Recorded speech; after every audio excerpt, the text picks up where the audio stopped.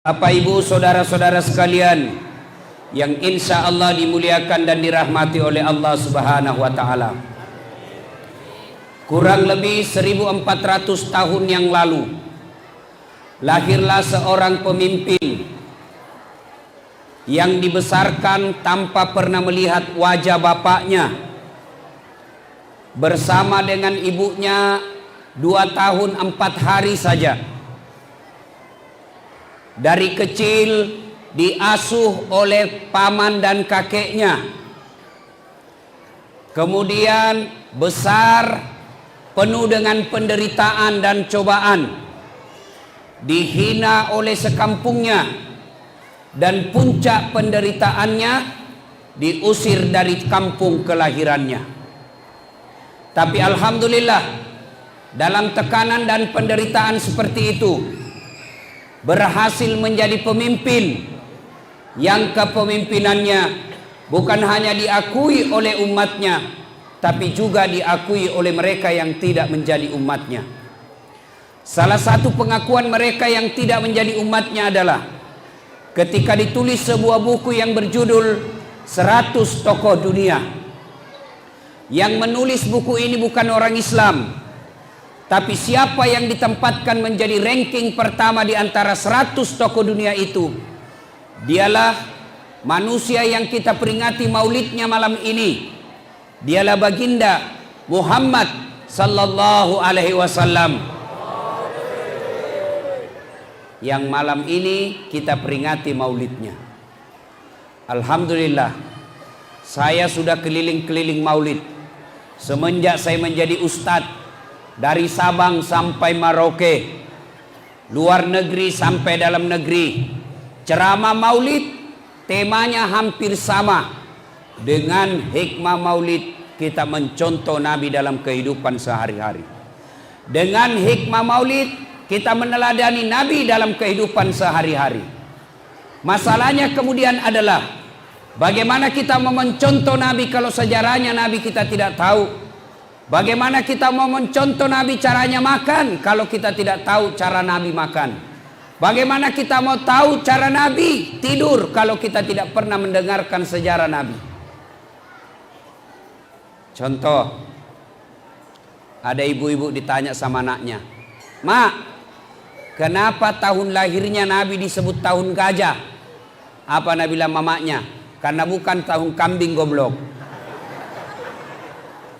Balik tanya bapaknya, "Pak, kenapa kan disebut tahun gajah?" Apa Nabi bilang bapaknya? "Kenapa saya kau tanya? Apa gunamu sekolah?"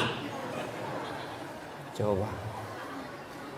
Begitu ditanya siapa nama artis yang menyanyikan lagu Asian Games, nah tahu semua itu. Nah ibu bapak saudara-saudara sekalian, bagaimana anak-anak kita mau mencontoh Nabi kalau sejarahnya Nabi dia tidak tahu? Nah, pada taklim kita kali ini, kita juga ingin melakukan perayaan maulid. Tujuannya apa? Saya tanya ibu bapak, datang perayaan maulid ini tujuannya apa? Mau dapat songkolo?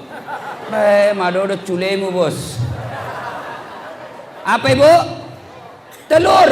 Deh, ndak bosan-bosannya telur. Kemarin telur, tadi malam telur, ini mau telur lagi. Telur terus, nak pikir. Apa adik-adik? Datang perayaan maulid ini tujuannya apa? Mau ketemu Ustaz Das'ad. Kecil gitu Ustaz Das'ad. Tapi kita datang maulid kali ini karena sebagai cinta kita kepada Rasulullah. Tapi lebih penting dari itu, pulang dari maulid ini kita mampu mencontoh dan meneladani Nabi.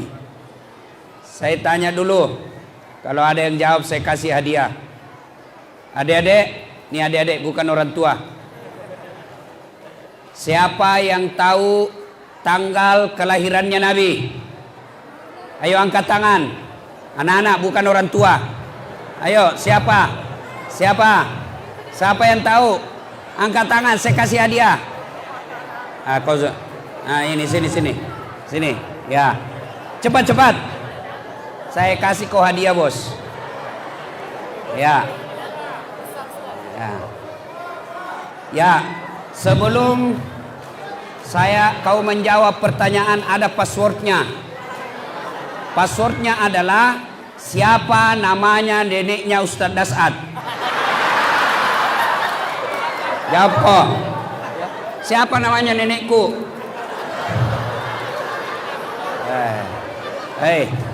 Lain kali kalau tanya kau begini sembarang kau jawab. Bilang kau saja Badulati. Belum tentu nih yang tahu juga, semua yang ada di sini belum tentu dia tahu.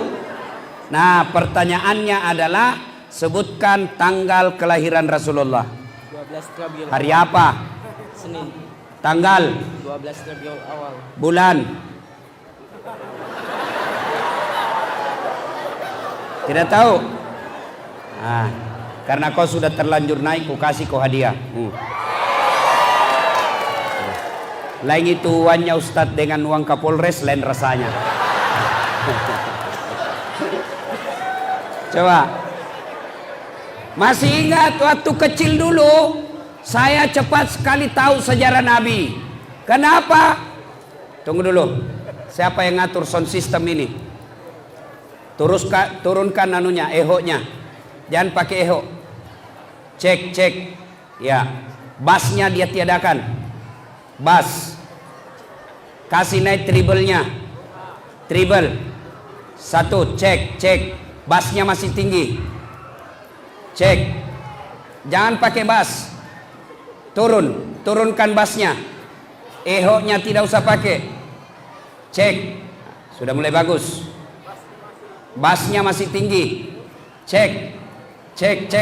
Kita bukan mau menyanyi.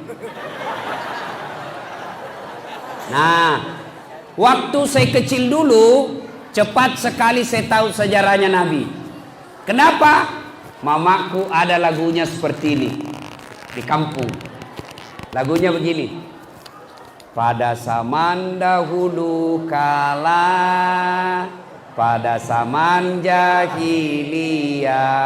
Saya dengar itu, kan suka teriak. Kenapa zaman jahiliyah, Mak? Dah lanjut lagi. Lahirlah seorang rasul yang terakhir dan mulia. Siapa namanya, Mak?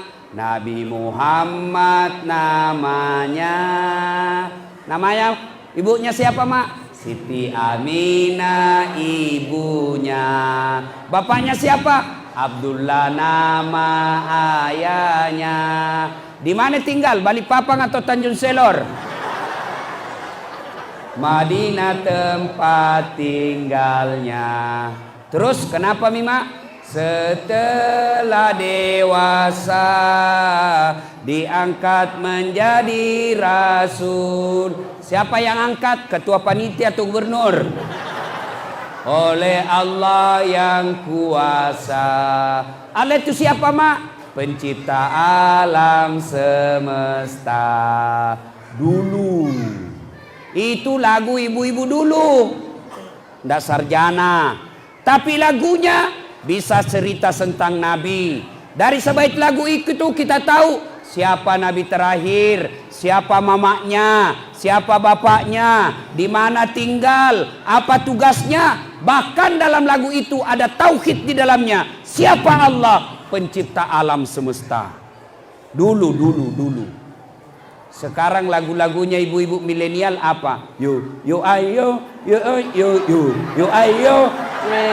beleng-beleng. Apa? Yo ayo apa? Yo makan bakso. Yang lebih parah lagi, mau pulang suaminya apa lagunya? La panggil aku si Jablay. Abang jarang pulang, aku jarang dibelai. Nah sambung anaknya, pulang-pulangku berbadan dua. Nah ibu bapak, saudara-saudara sekalian, pada maulid kali ini pertama perlu saya jelaskan bagaimana hukumnya melaksanakan perayaan maulid. Ini dulu. Kenapa? Banyak sekarang anak muda bingung. Kenapa bingung? Satu ustadz bilang bid'ah maulid. Bid'ah. tidak pernah pada zaman Nabi. Itu mengada-ngada. Mereka bid'ah, sesat masuk neraka. Masa gara-gara kita cerita sejarah Nabi kita masuk neraka? Nenekmu punya neraka? Ada tong itu orang sedikit-sedikit bid'ah. Belajarnya agama melalui YouTube. Baru 3 bulan belajar agama lewat YouTube. Baru 2 menit habis kuotanya. Coba, saya ini belajar agama di kelas, bukan di YouTube. Di kelas kita bahas peringatan Maulid. Memang tidak ada pada zaman Nabi, tapi kita lakukan sekarang. Salah satu tujuannya karena kita ingin memperkenalkan sejarah Nabi, bercerita tentang sejarah Nabi. Mudah-mudahan setelah dia tahu nabinya begini hidupnya, dia bisa menteladani Nabi. Ya. Nah ini ya. Berikutnya kita cerita dulu tentang sejarah Nabi. Ibu-ibu yang ada anaknya tolong diamankan. Tuh berkeliaran anaknya di atas. Langsung itu tidak mau akui anaknya, siapa anak itu. Nah, banyak kisah pada zaman Nabi, tapi yang terbatas saja. Yang banyak saya lihat fenomena yang harus kita lakukan sekarang. Apa itu? Contoh, sejarah Nabi 1, kisah Nabi. Nabi, salah satu kebiasaan beliau, kalau pulang dari dakwah, Aisyah sudah sediakan teh, air panas. Nah biasanya Nabi minum, romantis itu Nabi pak. Diminum, kasih lagi istrinya. Minum 1 teguk, kasih istrinya. Tapi pada saat itu Nabi minum, tidak dikasih istrinya. Aisyah mulai curiga. Kenapa ini biasanya kalau sudah diminum dikasih saya. Minum Nabi tidak dikasih. Minum lagi kedua kalinya, tidak dikasih. Nunggu-nunggu Aisyah, tidak dikasih juga. Akhirnya Aisyah menyinggung. Kayaknya ada yang kasih minum di luar ini. Akhirnya Nabi memberikan air minumnya itu. Begitu diminum, apa yang terjadi? Tiba-tiba dia minum Aisyah, langsung dia buang. Puh! Kenapa? Ternyata Aisyah salah memberi resep. Apa? Dia kira gula, ternyata garam. Coba, Nabi begitu sayangnya sama istrinya, tidak mau menyakiti hati istrinya, tetap diminum dengan senyum. Hanya karena Aisyah mulai cemburu, akhirnya dia kasih. Tidak mau katakan, minum kok. Tidak, Nabi tersenyum dan berkata, tabik palik sayangku. Nabi itu pak romantis. Mandi bersama istrinya. Coba, pernah mandi sama istri tak pak? Pernah? Pali, yolo kecomok. Coba. Nabi mandi bersama istri. Nabi dari berapa istri Nabi pak? Berapa? 11. Ini bapak-bapak kalau cerita istri Nabi senyum-senyum. Apa maksudnya? Mau tongki? Bagaimana mau nataku kau sama istrimu? Dari 11 istri Nabi, tidak satu pun beliau panggil namanya. Dengan Aisyah beliau panggil, Ya Humaira. Apa itu Ya Humaira? Yang kemerah-merahan pipinya, karena memang Siti Aisyah merah delima pipinya. Maka bapak kalau mau cinta Nabi, mulai besok panggil nama istri dengan panggilan kasih sayang. Misalnya istri tak mancung hidungnya, panggil mi, wahai istriku yang termancung hidungnya di lorong 3. Dia bilang tidak mancung hidungnya Ustaz, giginya dilihat. Dia bilang justru giginya mancung. Lehernya cari bagusnya, jangan terlalu jujur. Mantang-mantang istrinya PC, Nabi bilang, PC, penyak, penyak. Nabi bilang istrinya, agak bolong. Nabi Masya Allah tidak seperti itu. Aisyah beliau panggil Ya Humairah. Begitu romantisnya Nabi. Sayangnya Nabi, subhanallah, dia kasih minum istrinya. Begitu dia minum, barulah Aisyah sadar, ternyata saya salah resep. Ibu bapak saudara-saudara sekalian, kalau kita cinta sama Nabi, mari cintai istri kita.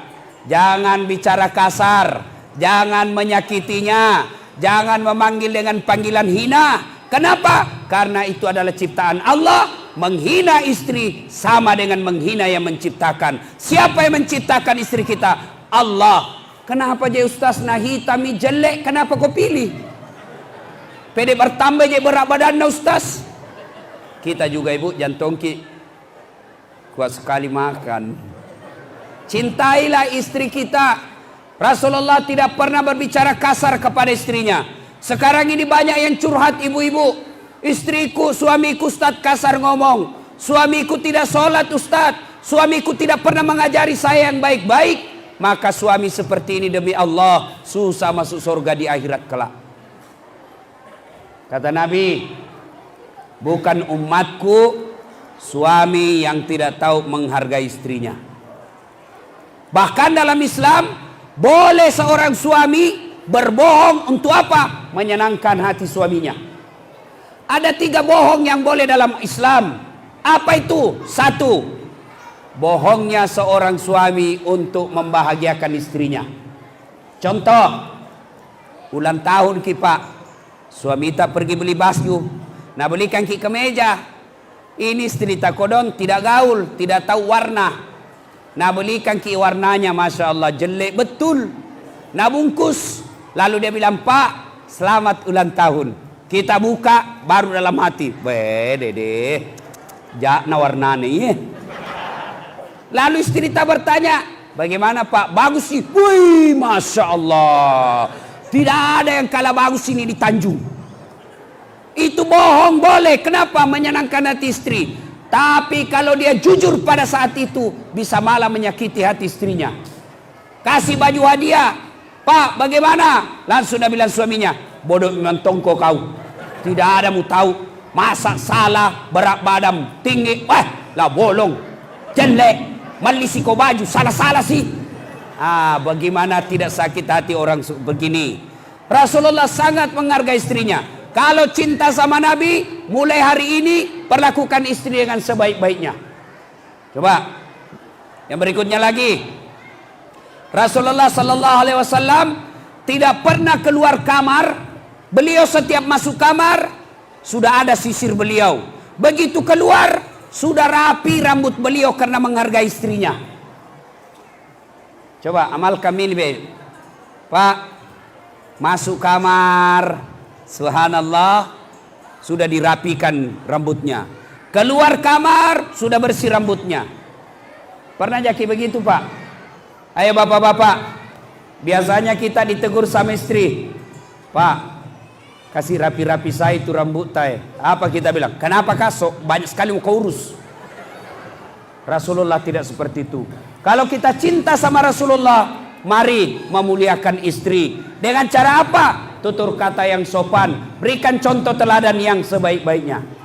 Ibu-ibu saya tanya, mau punya suami seperti Rasulullah? Mau ibu? Mau? Itu Rasulullah. Coba baca itu Barasanji. Pernah dengar Barasanji? Terjemahkan dalam bahasa Bugis. Itu akan dia bilang dalam bahasa Bugisnya, Nabi ta alena mato tepengi wajunna, alena mato sesai wajunna.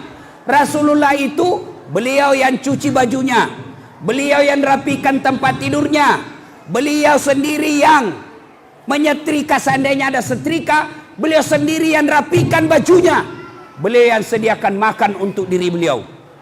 Nah, kalau kita kira-kira kita mencuci, kita menyetrika, kita yang masak, kita bersihkan tempat tidur, bisa Pak? Bisa? Bisa? Alasan. Coba kita lihat bapak-bapak, jangankan yang begitu, anak kita saja nangis, anak tak menangis, langsung dia bilang istri tak, Pak, alas saya lo kasih anakmu ambil dulu anakmu. Apa dia bilang? Urus kau sendiri itu anakmu.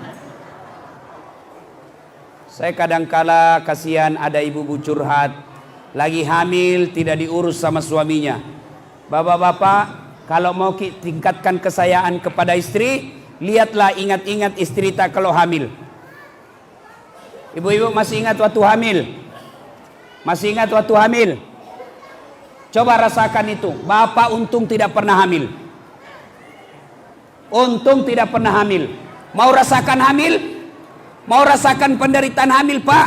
Gampang. Gimana caranya? Ambil kelapa. Ambil kelapa 1 biji, kasih masuk di bajuta. Kemana-mana bawa. Jangankan 9 bulan, 2 hari saja kita sudah setengah mati, Pak. 2 hari kita sudah setengah mati. Coba lihat ibu-ibu hamil. Tidak ada enaknya itu. Tidurnya saja setengah mati. Samping kanan poso, menyamping kiri sesak napas. Satu di gayanya, gaya pasrah.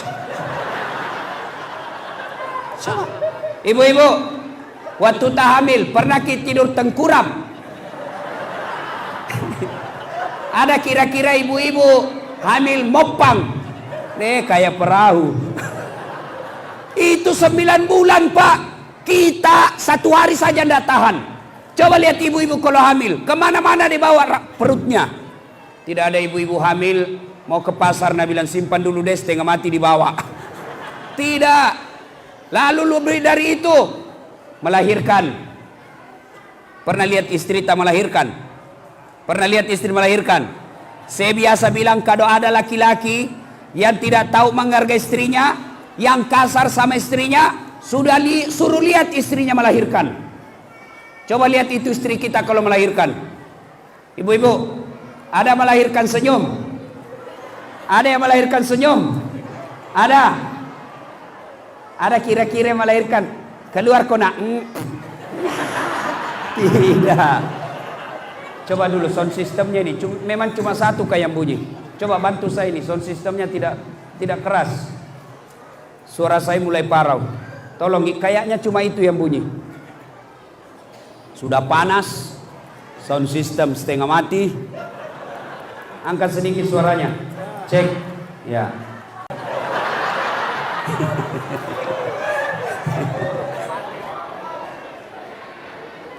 Cek.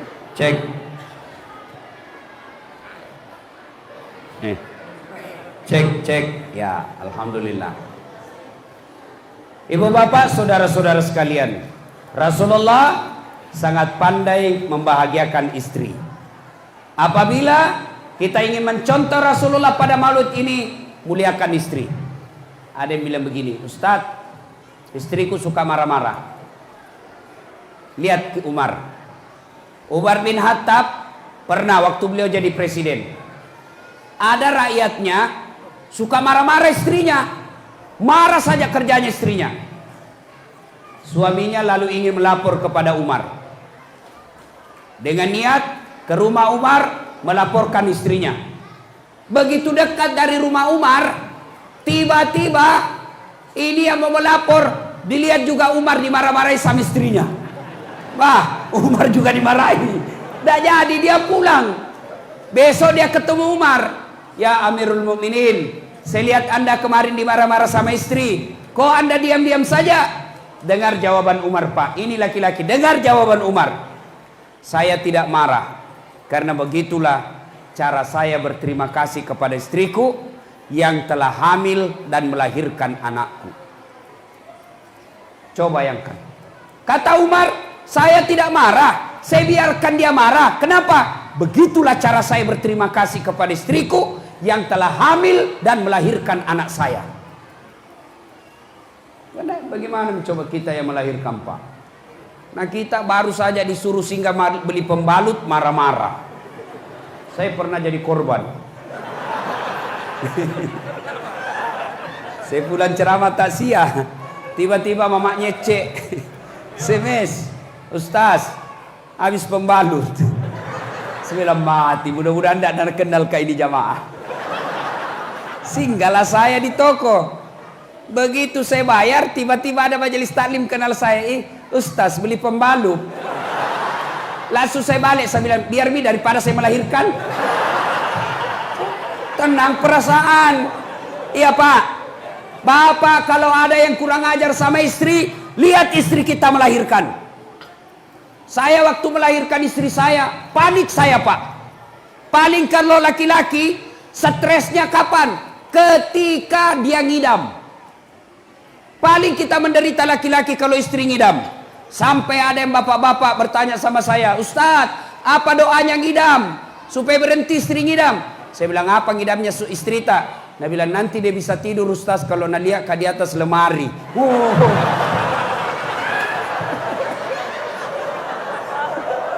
Nah kena ku abala. Saya berhenti, dia kasih bodoh-bodoh ke istrimu. Jadi kalau istrinya mau tidur jam 10, setengah 10 sudah naik lemari. Coba, saya ingat waktu melahirkan istri saya. Setengah mati keluar Pak. Setengah mati betul. Akhirnya saya bilang sama dokter, bagaimana cara terakhirnya dok? Dia bilang harus dipakum. Apa artinya dipakum? Disedot. Apa resikonya? Bisa goyang otaknya. Wih, kalau otak goyang, belen-belen nanti anakku. Langsung saya bilang sama dokter, minggir ki dok, saya laksanakan. Nah bilang dokter, sadar ki Ustaz, bukan mau pengajian ini. Saya bilang kasih saya waktu. Saya sholat hajat dulu. Lalu saya salawat sebanyak-banyaknya. Saya bantu istri saya. Keluar. Pak, muliakan istri. Orang Bugis bilang Pak, kalau ada laki-laki yang pukul istrinya, cepat tahu. Ampasnya manusia itu laki-laki. Kalau marah sama istri diam. Masih marah istri, makan ke obat tidur. Paling enak itu. Supaya tidak sakit telinga, makan obat tidur. Biar dia marah sampai bengkok bibirnya. Kalau istri marah, kita juga marah, bertengkar. Anak jadi korban. Ya? Bisa? Nah, sudah. Berikutnya, kita lihat juga Khadijah. Jangan sampai ibu-ibu mau punya suami seperti Rasulullah, tapi sifatnya tidak seperti Khadijah. Tahu sifatnya Khadijah? Satu, dengar baik-baik bu. Woi bu, woi. Dede Pak Doko. Banyak ibu-ibu Columbus di sini. Tahu Jaki Columbus Pak? Kelompok ibu-ibu pembungkus.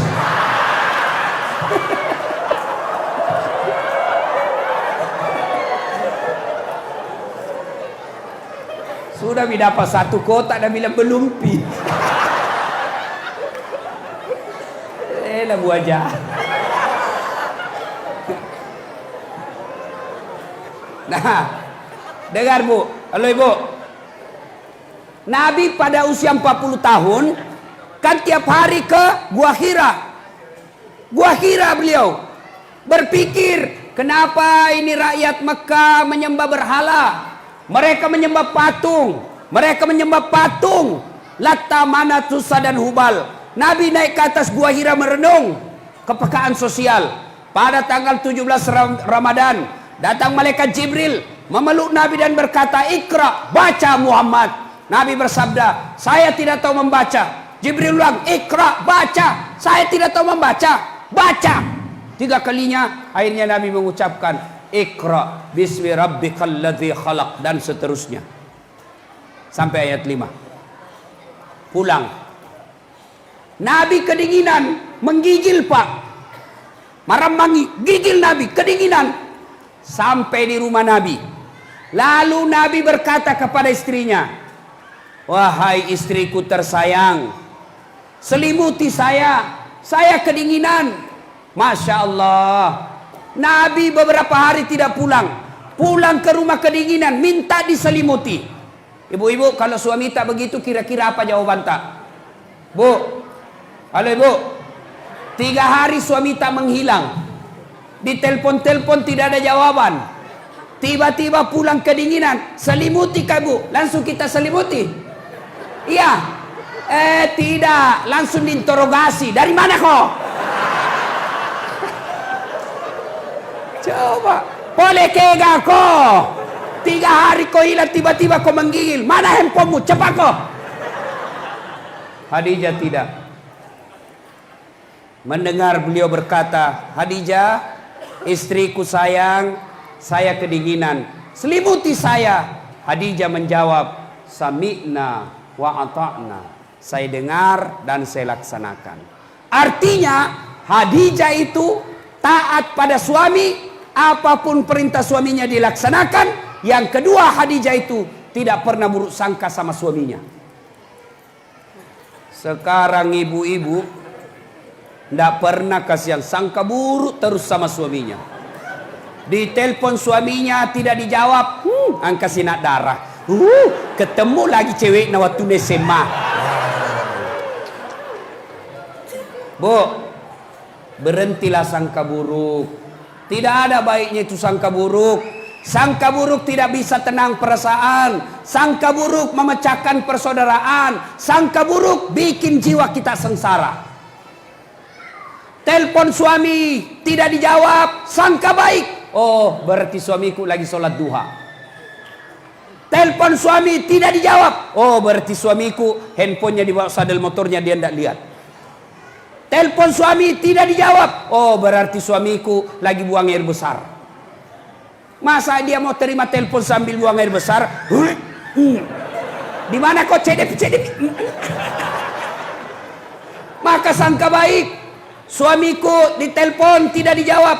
Oh, berarti suamiku kasihan, dia lagi sholat. Tenang perasaan. Berhentilah sangka buruk. Sangka buruk tidak ada enaknya. Contoh, cerita ini cerita warung kopi. Suami istri 7 tahun tidak punya anak. Di tahun ke-8 dia ke dokter. Lalu dokter berkata, diperiksa tak. Oi, alhamdulillah ibu sudah terlambat 2 bulan. Senang. Dia telepon suaminya, Pak, alhamdulillah saya sudah terlambat 2 bulan.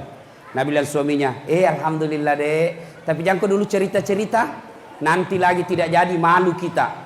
Oke, sepakat jangan cerita. Iya, tidak cerita-cerita. Beberapa hari kemudian datang petugas PLN di rumahnya.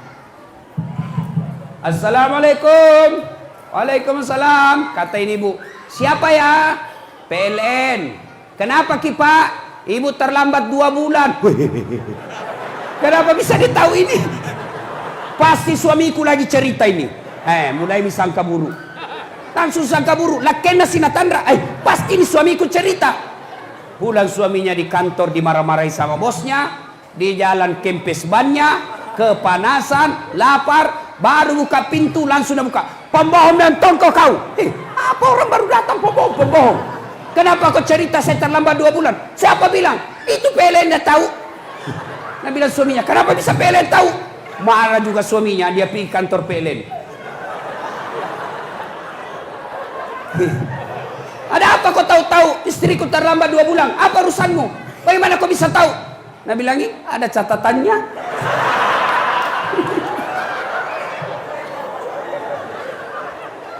Apa urusanmu kau catat-catat istriku terlambat 2 bulan? Hapus itu. Nah bilang boleh dihapus, tapi bapak bayar dulu. Kalau saya tidak mau bayar, ya terpaksa punyanya bapak diputus. Kalau punyaku kau putus, istriku pakai apa di rumah? Nah, sudah bilang ya, terpaksa istri bapak pakai lilin. Coba, berhentilah sangka buruk. Ya, sangka buruk tidak baik. Baik sangkalah terus. Baik kepada istri, terutama kepada keluarga. Apalagi kepada Allah Subhanahu wa Ta'ala. Sangka baik. Yang berikutnya, dari kisah tadi ini, Khadijah itu apa yang disuruhkan suaminya langsung dilaksanakan. Sami'na wa ata'na, saya dengar dan saya taati. Mari bandingkan istri-istri zaman sekarang. Coba lihat istri-istri sekarang. Makutu. Yang ketawa ibu, saya serius ini. Lakutu.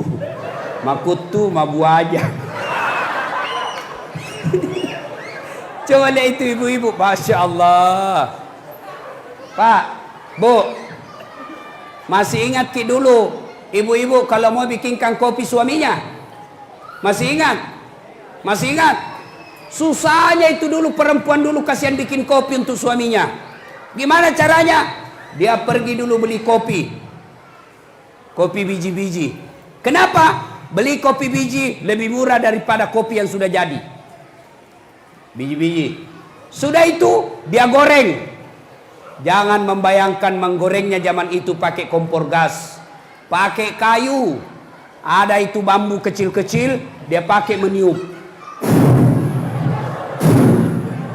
Naik semua itu debu naik masuk di telinganya. Coba kira ibu-ibu dulu. Hidung ini, Dik. Nah, hidung. Sudah itu dia goreng. Sudah goreng, sudah jadi kopinya? Belum. Ditumbuk. Dia tumbuk.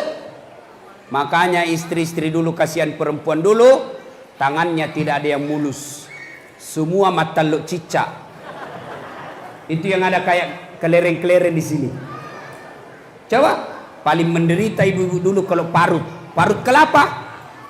Coba kalau parut kelapa ibu-ibu dulu, langsung tas senggol, berdarah semua tangannya, tapi tidak mengeluh.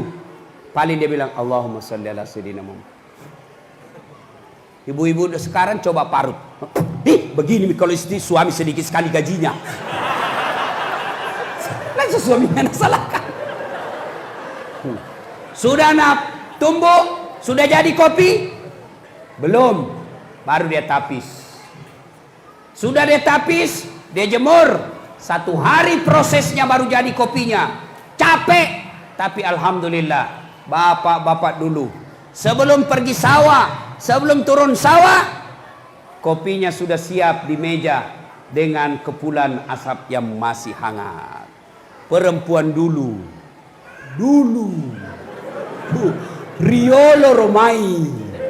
Sekarang ibu-ibu tidak ada bikin kopi suaminya. Padahal tinggal beli saset saja di warung, 3 in 1. Ada kopinya, ada gulanya, ada susunya. Masih malas bikinkan suaminya kopi. Mana buktinya Ustadz? Lihatlah di Tanjung ini kalau pagi-pagi penuh warung kopi oleh bapak-bapak. Setengah mati cari uang dari bikinan kopi. Weh. Alah ibu. Pulang, coba deh itu ibu-ibu sekarang. Pulang ke kantor, nonton itu sinetron, peleng India. Nah pegang itu remote, nggak mau lepas. Nangka kakinya satu. Mayukensi kelihatan bulu kalepaknya. Ada mie kacang di depannya. Nah lihat itu sinetron peleng India, balik lihat suaminya. Dalam hatinya nak bandingkan suaminya Sahrul Khan. Masya Allah. Disuruh sama suaminya, Bu, capek kayak ini kasihan baru pulang kantor carikan ke uang. Pikiran saya kedong itu, mau kak mandi air panas. Capek kak kasihan, mudah-mudahan enak perasaanku sudah mandi air panas. Apa nak bilang istrinya? Lalena, kak jabe sekali, mau mandi air panas, kok kira murah gas? Padahal dia hanya mau nonton, bukan karena gas. Bagaimana suami kita tidak kawin lagi?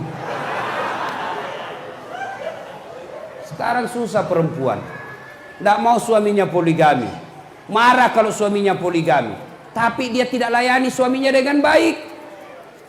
Pananakan, datang mertuanya nama ramai, datang saudaranya suaminya tidak pernah enak mukanya. Baru 2 hari datang mamanya suaminya, langsung bertanya, kapan ki pulang mak? Gimana suami tidak tersinggung? Maka istri yang baik, ayo pada maulid kali ini jadilah istri seperti Khadijah. Lalu ada yang bertanya dan curhat sama saya, Ustadz, suamiku kok tidak bagus betul agamanya, dia tukang judi, tidak sholat, narkoba. Apa saya minta cerai Ustadz? Cerai bukan jalan keluar. Apa jalan keluarnya? Sabar, doakan suami tak, mudah-mudahan dapat hidayah. Dan itu enak jadi perempuan ibu. Kalau suami tak suka makan barang haram, suaminya tidak sholat, tapi istrinya baik agamanya, insya Allah istri tetap masuk surga, suami masuk neraka nanti.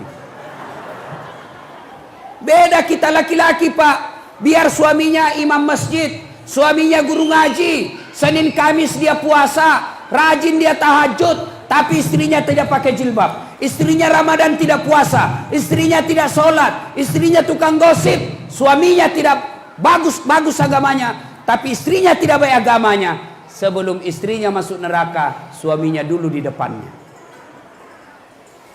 Maka hati-hati Pak, didik itu istri dengan sebaik-baiknya. Ibu juga tidak boleh keluar rumah tanpa izin suami. Nah, Bapak saudara-saudara sekalian, kisah yang berikutnya. Minum dulu. Nabi, dengar baik-baik. Usia dalam kandungan Nabi baru 2 bulan. Wafat bapaknya. Lahir sudah yatim. Coba, lahir Nabi sudah yatim, tidak ada yang bapaknya. Baru 4 hari setelah dilahirkan, dibawa ke ibu susunya. Sampai sama dengan Halimatus Sa'diyah 4 tahun. Usia 4 tahun baru kembali. Berarti Nabi bersama ibunya baru 4 hari, 6 tahun meninggal ibunya. Masya Allah, 6 tahun meninggal ibu. Berarti Nabi merasakan kasih sayang seorang ibu hanya 2 tahun 4 hari. Diambil sama kakeknya, 2 tahun sama kakeknya, meninggal lagi kasihan kakeknya. Diambil sama pamannya Abu Talib, menderita lagi bersama paman beliau, ikut dagang ke Syam. Ketika usia beliau diangkat menjadi nabi dan rasul, hinaan dan makian semakin menjadi-jadi. Dihina, dipasangi kawat-kawat berduri, dipasangi di depan rumahnya perangkap, dipasangi dilempari rumahnya tai kambing, dilempari rumah beliau tai unta. Siapa yang lakukan itu? Pamannya sendiri, Amurena. Bahkan hidup perang, beliau berperang di Uhud, dia lihat pamannya sendiri Hamzah meninggal di depan matanya, dicabik-cabik, dibelah dadanya oleh perempuan Hindun di depan matanya Nabi. Nabi pergi ke Taif minta pertolongan, mudah-mudahan di Taif dapat bantuan, tapi apa yang terjadi? Nabi justru dilempari di Taif sampai robek bibir beliau. Nabi Pak penuh dengan masalah hidupnya. Maka kalau kita mencintai Nabi, jangan kecewa, jangan putus asa, jangan stres ketika ada masalah. Ada enggak di sini yang tidak ada masalahnya? Ada di sini tidak ada masalahnya? Ada kira-kira di sini? Saya lihat ini bapak-bapak semua ini muka-muka penuh masalah. Coba maki, semua orang ada masalah. Nabi ada masalahnya, ustadz ada masalahnya, orang kaya ada masalahnya, orang miskin lebih banyak lagi masalahnya. Nah, ketika ada masalah, bagaimana Nabi menghadapi masalah itu? Ketika beliau punya masalah, solusi yang dilakukan Nabi adalah ista'inu bis-sabri was-salah. Beliau sabar dan memperbaiki salat beliau. Kita sekarang ada masalah. Coba saya kasih contoh yang namanya hidup penuh masalah. Adik-adik, waktu kuliah apa masalah tak? Apa masalah? Mau sarjana. Sudah sarjana selesai masalahnya? Tidak, muncul masalah baru. Mau jadi pegawai, dapat kerja. Sudah jadi pegawai selesai masalahnya? Belum, mau jadi kepala bagian. Sudah jadi kepala bagian selesai masalahnya? Belum, mau jadi kepala dinas. Sudah jadi kepala dinas selesai masalahnya? Belum, mau lagi jadi sekda. Sudah jadi sekda, muncul masalah baru, mau jadi bupati. Sudah jadi bupati selesai masalah? Belum, mau 2 periode. Sudah 2 periode selesai masalah? Tidak, mau jadi gubernur. Begitu hidup penuh dengan masalah. Bapak-bapak, istri cantik. Kalau istri cantik masalah atau bukan? Masalah atau bukan? Masalah, nagoda orang istri tak. Apalagi kalau suaminya jelek. Lebih masalah lagi.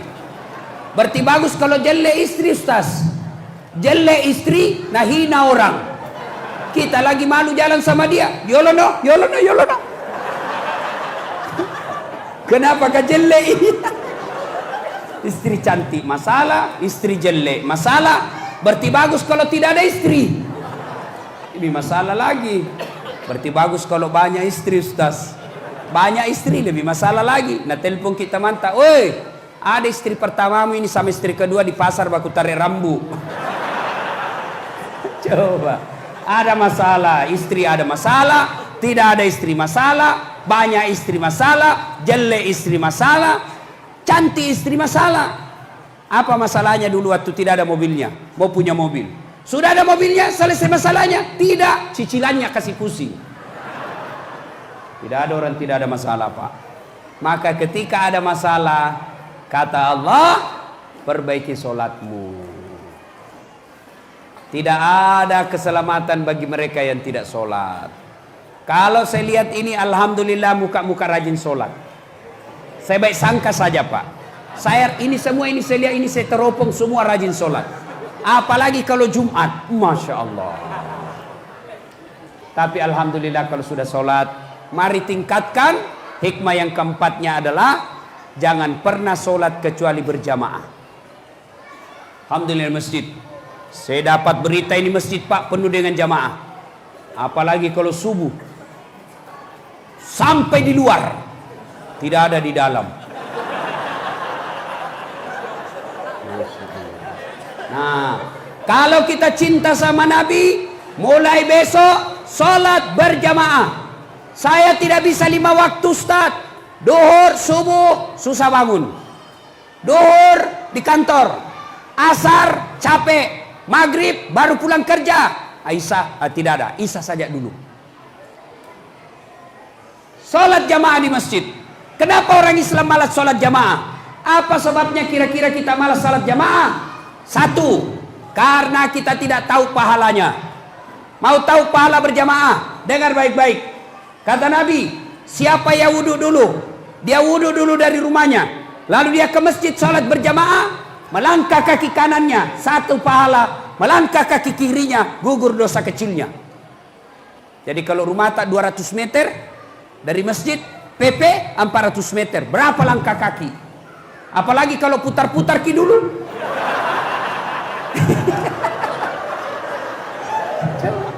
Banyaknya pahala kita dapat. Apalagi kata Nabi pahala berjamaah. Seluruh materi yang kita lewati, aspal, pagar, tembok, dinding, tumbuhan, binatang, semua jadi saksi nanti di akhirat. Dia akan berkata kepada Allah, ya Allah, jangan kau masukkan dia neraka, masukkan dia surga. Saya saksinya dia datang berjamaah di masjid. Itulah sebabnya diajarkan ulama, kalau kita masuk masjid, 2 rakaat salat sunnah, pindah. 2 rakaat, pindah lagi. Supaya apa? Tambah banyak saksi di akhirat kelak. Jangan juga salah paham. Mentang-mentang sudah dengar begini, mau pergi masjid, dia keliling dulu ke pasar. Lapangan bola, baru ke masjid. Selesai misalat orang dong.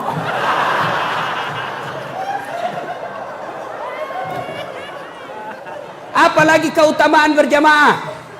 Kalau jadi misalnya kita ke masjid, ada gerimis, maka gerimis itu basah bajunya, atau bajunya kena debu, penuh debu bajunya, maka debu dan hujan itu yang basahi baju kita, melindungi kita agar tidak disentuh api neraka. Basah baju tidak usah cemas, yang basah itu melindungi kita nanti agar tidak disentuh api neraka. Jangan juga salah paham. Sudah dengar ceramah ini? Besok mau pergi masjid, nah tunggu hujan keras. Begitu hujan keras dia buang payungnya, baru dia jalan. Itu namanya beleng-beleng. Apalagi keutamaan sholat berjamaah. Ini yang paling populer. Apa itu? Lipat 27 kali. Artinya apa? 1 kali kita sholat berjamaah di masjid, 27 kali sholat di rumah sendiri, baru sama pahalanya. Apalagi keutamaan berjamaah di masjid. Kalau kita sholat di masjid, insya Allah lebih khusyuk. Coba bayangkan Pak, kalau Bapak keluar dari masjid, Selesai sholat, keluar dari masjid, seolah-olah perasaan tak itu sholat kayaknya langsung diterima Allah. Tapi kalau di rumah, banyak gangguan. Allahu Akbar, tiba-tiba kucing lewat. Naik di meja makan, tidak ada tutupnya. Baik ndak husuk lagi Pak. Lah balik. Terpaksa pada baca Pak. Kulau subra bin nas. Malikin nas.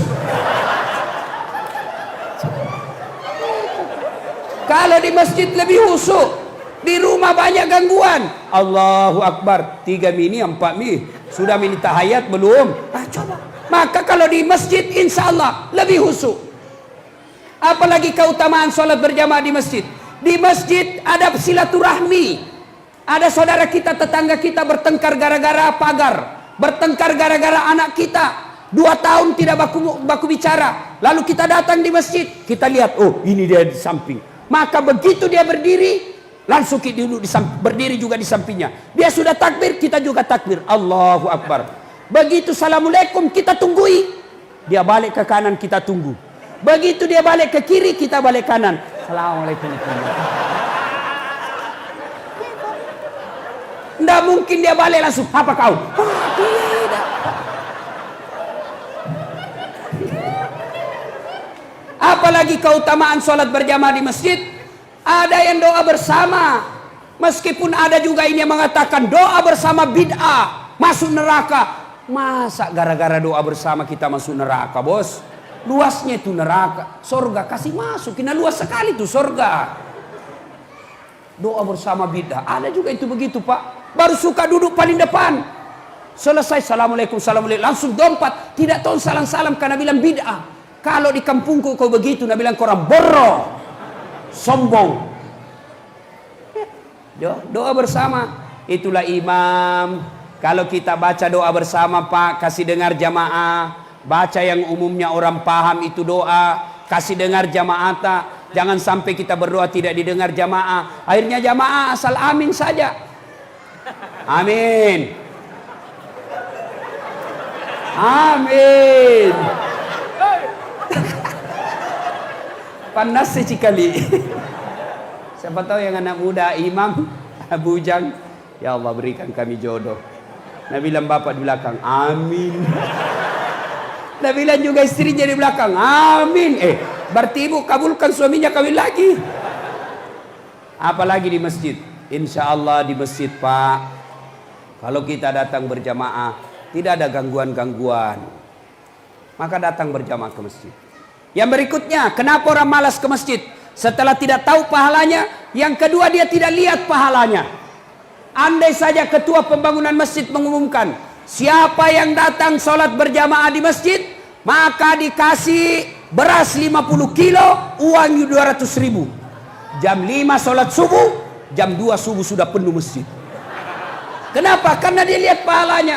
Tapi karena tidak dilihat pahalanya, maka sepi masjid. Padahal Nabi menjelaskan, andai kau lihat pahalanya itu sholat subuh, maka kau akan merangkak ke masjid untuk bersolat berjamaah. Akan berjamaah ke masjid. Apalagi yang membuat orang malas ke masjid? Yang ketiga, manajemen masjid tidak bagus. Banyak masjid sekarang bangga mengumumkan saldo kas 70 juta. Jangan simpan uangnya orang, belanjakan supaya jalan uangnya orang. Dia simpan saja bertahun-tahun, saldo kas 100 juta. Jangan. Kalau masjid sudah jadi dan tidak ada pembangunan, kasih masjid tetangga, desa tetangga, umumkan saja. Bapak-bapak hari Jumat diumumkan, Bapak Ibu saudara-saudara sekalian, ini ada saldo kas supaya jalan amalnya menyumbang, kita sumbang ke masjid tetangga. Setuju? Setuju. Ini tidak disimpan saldo kas. Begitu kita mau buang air kecil, tidak ada air. Saldo kas 70 juta, airnya tidak ada. Masih baik kalau air kecil kita tidak dapat air Pak, masih bisa didatek-datek sedikit. Tapi kalau air besar, saya pernah pergi ceramah, karena buru-buru mau sekali buangan, saya tidak tes itu keran, langsung saja saya selesai saya buka, mati.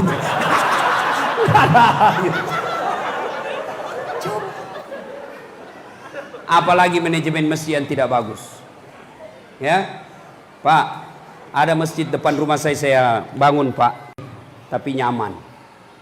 Imamnya mahasiswa penghafal Quran yang baik bacaannya.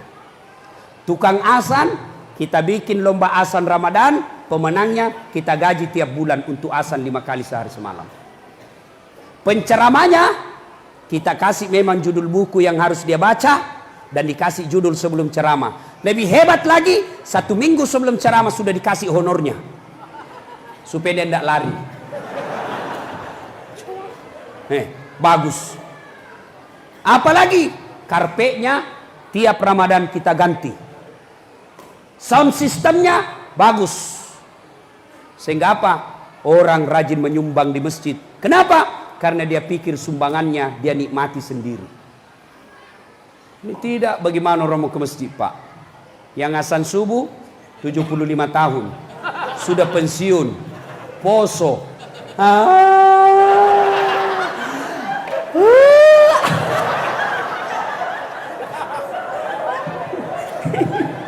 Masuklah gagah-gagah Pak. Masya Allah. Karpetnya sudah 4 kali orang lebaran tidak pernah diganti-ganti. Begitu kita sujud cicak didapat. Sound sistemnya begitu takbir Allahu Akbar langsung story. Mau diperbaiki sudah makin takbir. Terpaksa ditahan 10 menit. Penceramanya dari salam pertama sampai terakhir neraka terusnya cerita. Kau bakal ditusuk pantatmu linggis, digunting lidahmu, tusuk telingamu, keluar di kiri. Dia bilang anak muda zaman kau pemis dibikin takut aku. Iya toh? Masya Allah. Dapat lagi imam ya dia balik-balik sunnah Nabi. Nabi jelaskan, kalau kau jadi imam ringkaskan bacaan solatmu. Ini sekalinya jadi imam, baik, napa nih bicang. Baru mau takbir, lama memang nih Pak.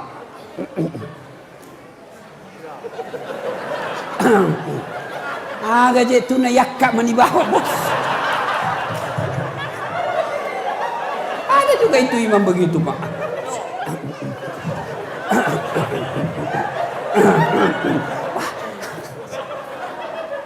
Nabi jelaskan kalau kau baca imam, ringkaskan bacaanmu. Nabi kalau jadi imam baca surah-surah pendek. Kalau beliau sholat sunnah sendiri, rakaat pertama Al-Baqarah sampai hatam. Sampai bengkak betis beliau kalau sholat sunnah. Bengkak betisnya kalau sholat sunnah. Sekalinya kita bengkak kaki kita bukan sholat. Apa? Asam urat. Nabi bacakan, kata ringkaskan. Itulah sebabnya. Tolong ini kalau ada imam di sini. Sebelum angkat takbir, itu sunnah. Balik ke belakang.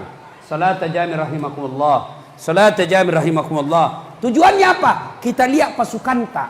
Kalau banyak orang tua kasihan jangko kasih panjang-panjang. Musese tomatoe. Sudah kasihan remati.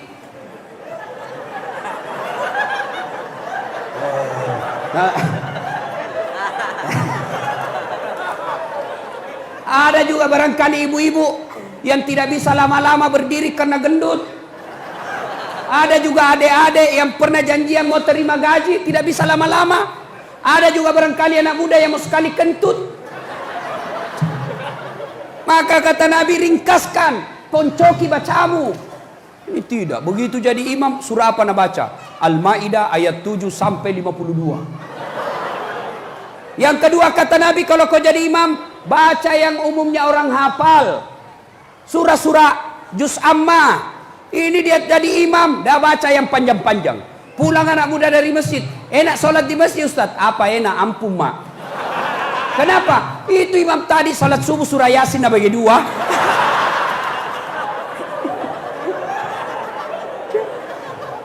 Baca yang apa tujuannya Nabi anjurkan? Apa tujuannya Nabi anjurkan membaca bacaan yang umumnya orang hafal? Apa tujuannya? Satu, supaya jamaah bisa khusyuk ikut. Coba kalau imam baca qul huwallah, jangankan orang dewasa, anak-anak ikut juga. Kenapa? Dia hafal. Kul huwallahu ahad, Allahu samad. Nah hafal ki. Tapi kalau imam membaca surah Al-Maidah ayat 51 sampai 100, maka imam membaca husuk dengan bacaannya, makmum menghayal di belakang. Dia mau ikut, tidak dihafal, mau ruku, belum bisa selesai, menghayal mi. Nah baca semua pengumuman.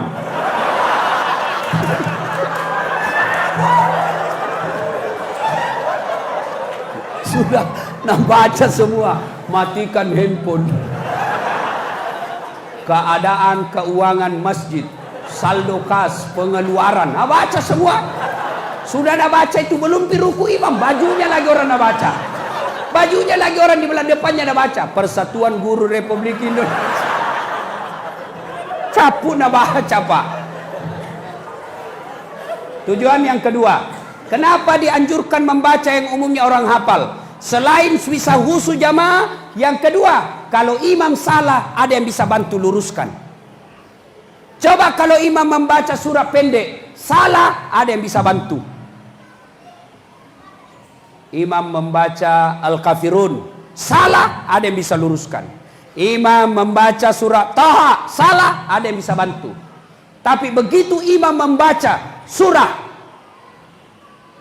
Al-Anfal ayat 20 sampai 70, salah, waya lemu.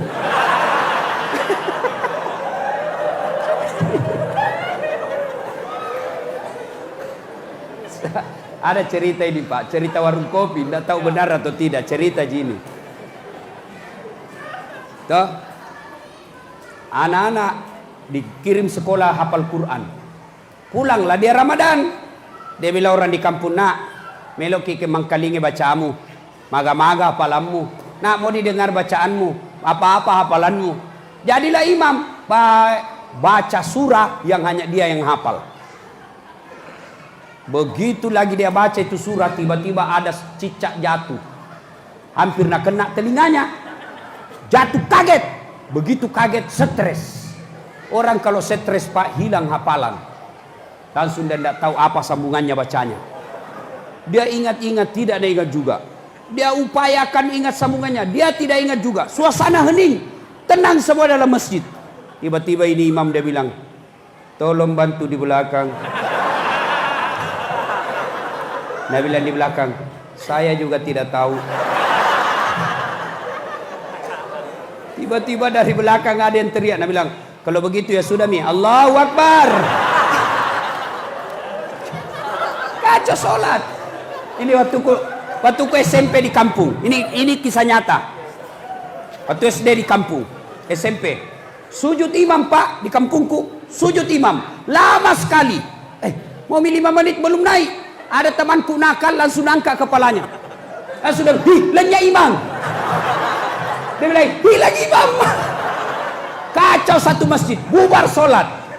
Selesai itu pak, kacau, saya pergi tanya, Pak Imam, maka tak salah diri jamaah. Kenapa kita tinggalkan jamaah? Apa nak bilang? Metu kak nak. Dia bilang, kentu saya dah. Saya bilang lain kali kasih bangkit dulu kepalanya orang supaya nak lihat kita pergi. Dia bilang saya sengaja nak karena saya malu dilihat. Kacau sholat. Ini waktu ku lagi KKN. Belum jadi ustadz saya waktu itu. Ada teman saya pakai gamis, pakai songkok. Saya bilang pasti ini bagus bacanya. Sudah dia jadi imam. Imam Al-Fatihah lancar. Begitu dia baca surah pendek Al-Kafirun ambil. Dalam hatiku macam apa ia nak baca Al-Kafirun. Wala antum abiduna ma'abud wala ana abidum ma'abattum wala antum abiduna ma'abud wala ana abidum wala ana abidum ma'abattum wala an. Ini temanku langsung berteriak, "Oi, kenapa itu tak putar-putar tidak sampai?" Dia bilang gini, imam, ini juga aku pikir. Kacau sholat. Siapa yang salah? Siapa salah? Siapa salah? Imam. Maka hati-hati milih imam. Makmum siapa saja boleh makmum. Anak orang gila boleh makmum. Orang kaya boleh makmum, doktor boleh makmum, pengangguran boleh makmum, orang tidak ada sekolahnya boleh makmum, tidak rusak jamaah. Tapi imam hati-hati. Kalau imam salah kita pilih, hancur jamaah kita. Maka insya Allah 2019 Indonesia akan milih imam. Hati-hati milih imam. Kalau salah kau pilih imam, bukan cuma 5 tahun, maka agamamu akan ternista. Hati-hati. Jangan milih imam karena sekampung. Jangan milih imam karena satu partai. Jangan milih imam karena nak kasih ke proyek. Jangan milih imam karena nak kasih ke baju seragam. Pilih yang baik agamanya. Tidak boleh orang tepuk tangan, bos. Tidak boleh. Ya, hati-hati, Pak. Kenapa lagi orang biasa malas ke masjid? Salah satu sebabnya ada juga orang paham dalam masjid yang rasa-rasanya hanya dia mau masuk surga. Ada juga itu. Nah, ganggu ki solat. Mulai takbir, nangkap memang lebar-lebar. Nasi kuning, Pak. Baik kalau ndak pakai jitawas. Sudah itu baca Al-Fatihah kayak mau nagigit telinga tak? Ada juga begitu. Allah. Bismillah. Maliki. Ya. Santai mah kok, bos. Kayak mau nagigit telinga tak? Ada lagi itu yang biasa orang bilang, Ustaz, ada juga kasih malas kasih ke masjid. Kenapa? Suka naganggu ke kita. Ada juga yang begitu. Hah? Boleh, tapi tanya dulu. Kalau kita mau kasih baku sentuh kaki di bawah, tanya dulu di samping tak. Pak, enggak apa-apa saya kasih rapat-rapat kakiku sentuh jari-jari tak. Kau nak bilang iya, enggak apa-apa dek. Kau nak bilang jangan dek, kau ganggu konsentrasiku. Jangan. Saya tanya kenapa begitu? Supaya rapat saf. Kalau saf mau rapat, bukan jari-jari kasih baku sentuh. Tapi apa? Bahu ini. Ini. Bisa jadi kaki baku rapat, saf renggang.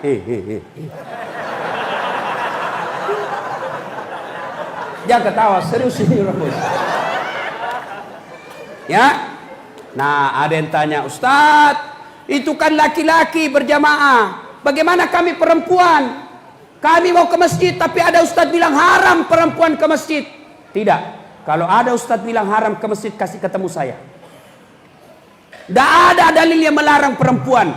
Nabi cuma menjelaskan, wanita tidak dianjurkan ke masjid. Tidak dianjurkan. Tapi kalau mau ke masjid, jangan dilarang.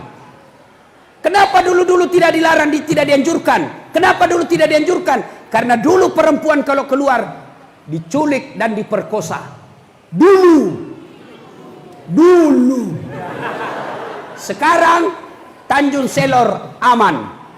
Tapi kalau gadis usia-usia 20 tahun di rumah saja. Nanti kau alasan pergi berjamaah, kopi pacaran di jalan. Tapi kalau ibu-ibu usia 60 tahun, silahkan. Tidak ada orang tergoda. 65 tahun bau minyak gosok. Gigi palsu. Kacamata kayak pantat botol. Tidak ada orang tergoda. Siapa mau culik, bikin susah. Ayo Bapak Ibu, hikmah maulid. Ayo hidupkan jamaah. Alhamdulillah saya lihat sekarang Pak, masjid-masjid mulai ramai jamaah.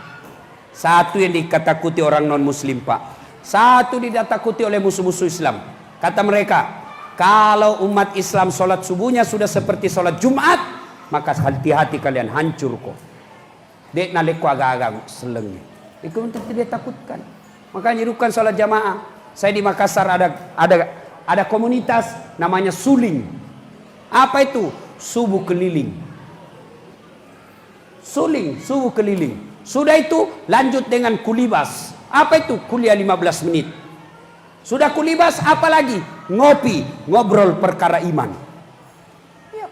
Berpastabikul khairat. Anak-anak kita ajar ke masjid. Saya ingat ibu saya tidak ada sekolahnya Pak. Tapi saya ingat sekali itu, kalau azan subuh, nah kasih bangun ki dulu. Bagus caranya. Subuh nak, motoko. Lo masih gie. Nah, 2 kali 3 kali nak kasih begitu, masih tidak bangun, sapu nambil. Kita pukul ki langsung nak kasih goyang itu sapu lidi kedengaran langsung makin lompat.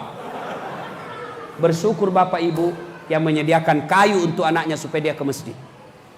Tapi apa orang tua sekarang? Pagi-pagi tidak ada bilang sholat subuh. Wih, terlambat kau, cepat kau pergi sekolah. Mestinya cepat-cepat, bangun dulu, sholat dulu. Biar kau terlambat pergi sekolah, yang penting kau jangan tidak sholat subuh. Kalau anak tak baik sholatnya Pak aman. Kalau tidak beres sholatnya, biar otaknya baik. Kalau tidak ada sholatnya, bapak rugi jadi manusia. Bapak akan selalu bilang, bahasa Inggris. Jangan biar tidak pintar bahasa Inggris kalau sholatnya baik. Tahu anak-anak Ustaz, jago bahasa Inggris. Kenapa kalau jago? Memangnya kalau berdoa nanti pakai bahasa Inggris? Oh my God. Please help me my mother. Oh my God. Can you help me? Bapak saudara-saudara sekalian, berikutnya. Kalau kita cinta kepada Nabi, wujud nyatanya. Biasanya kalau ada orang kita cinta selalu disebut namanya. Nabila lagu Naomi Rama.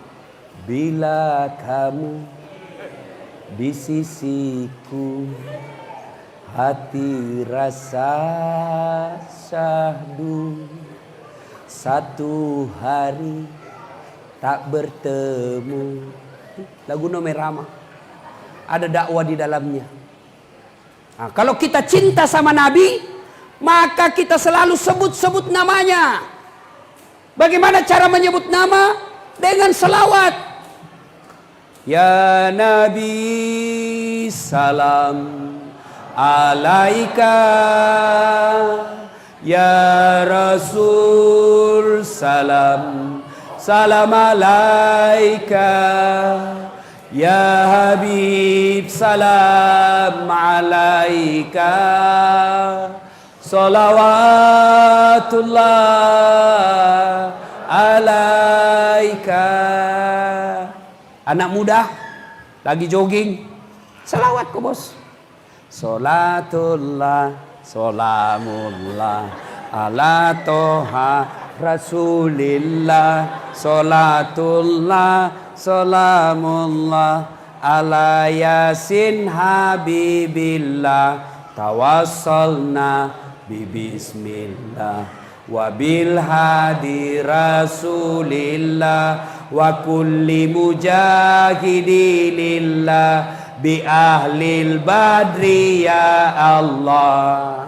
Masya Allah. Banyak-banyak salawat Pak. Jangan anggap enteng itu kekuatan salawat. Saya dapat itu tradisi dari orang tua kita dulu di kampung. Kalau kita makan ketulangan, tidak ada bawa ke ahli THT. Mana? Mama tak langsung ambil nasi.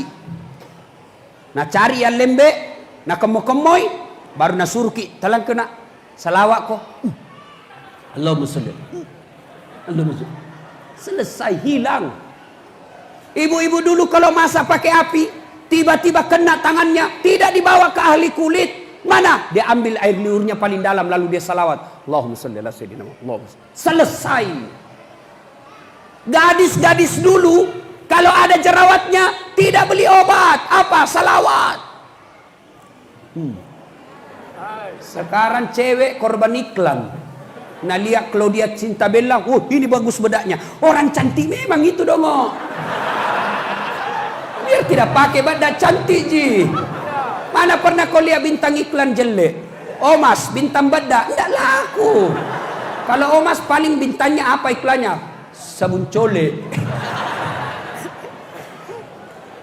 Biasakan selawat. Adik-adik mau belajar, mulai belajar dengan selawat kepada Nabi. Sebut sebanyak-banyaknya. Allahumma sholli ala sayyidina, Allahumma sholli ala sayyidina, Allahumma sholli ala sayyidina. Orang tua dulu Pak, orang tua dulu buka toko barasanji. Beli rumah baru, belum masuk barasanji. Beli mobil sebelum dipakai barasanji. Pergi tanah suci keluarganya barasanji. Kenapa? Ternyata dalam barasanji disebut nama-nama Nabi ratusan kali.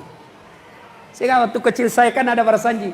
Sallallahu ala Muhammad sallallahu alaihi wasallam. Sallallahu ala Muhammad sallallahu alaihi wasallam. Anta syamsun, anta badrun, anta nurun fauqa nurin, anta misbahu sunubi. Ya Nabi salam alaika.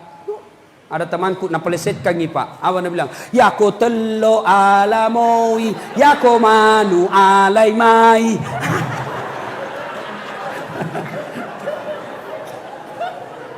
Ya, banyak-banyak berselawat. Jangan anggap remeh.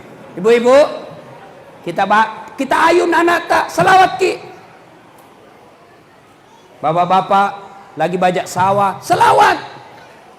Cintanya Allah kepada Rasulullah, dengar baik-baik.